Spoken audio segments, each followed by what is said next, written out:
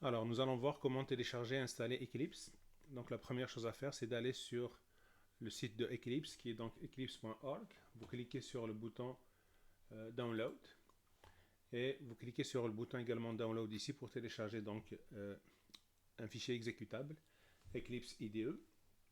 Et à ce moment-là, vous allez donc tomber sur ce fichier-là. Vous allez télécharger ce fichier-là d'une centaine de MB. Vous double-cliquez dessus et il y a un écran qui vous demande de choisir la distribution de Eclipse. Donc vous avez cet écran-là qui apparaît.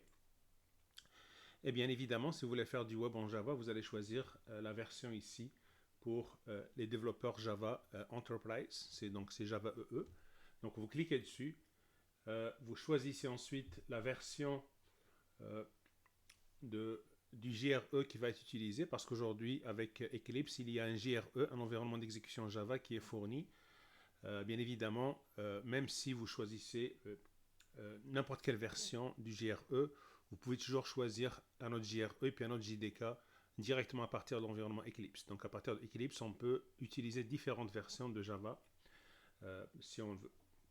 Alors vous pouvez aussi choisir le dossier d'installation, donc ici, dossier où est-ce que vous allez installer donc Eclipse. Donc vous cliquez sur ce bouton et vous naviguez vers le dossier d'installation que vous voulez. Et vous pouvez choisir ou non de rajouter un raccourci sur le bureau, mais aussi dans le menu démarrer. Donc, c'est à vous de choisir ces options-là. Vous cliquez sur Install et le processus d'installation va commencer.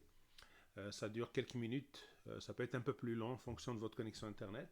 Et ça va se terminer donc par la création d'un dossier qui s'appelle Eclipse. Vous voyez ici, donc c'est ce dossier-là Eclipse qui va être créé. Moi, j'ai choisi de le mettre dans le dossier Moment Tools. Et à partir donc de ce dossier-là, vous avez eclipse.exe qui vous permet de lancer donc l'environnement Eclipse. Si vous avez choisi de mettre un raccourci sur le bureau ou dans le menu démarrer, vous pouvez aussi donc démarrer Eclipse à partir de ces raccourcis-là.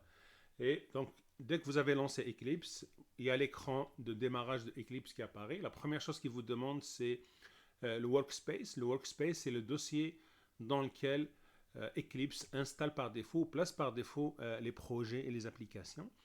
Alors aujourd'hui, vous pouvez choisir un dossier pour votre workspace, mais ça ne vous empêche pas de placer les projets dans d'autres dossiers que le workspace, contrairement à il y a plusieurs années où on était condamné à mettre nos projets toujours dans le workspace. Donc il faut toujours répondre à la question pour le workspace, c'est une formalité, mais après, vous allez pouvoir ouvrir n'importe quel projet Eclipse qui se trouve ailleurs, éventuellement du workspace. Alors, lorsque vous lancez l'exécution de Eclipse, vous avez l'écran donc qui apparaît, cet écran ici qui est l'écran de démarrage.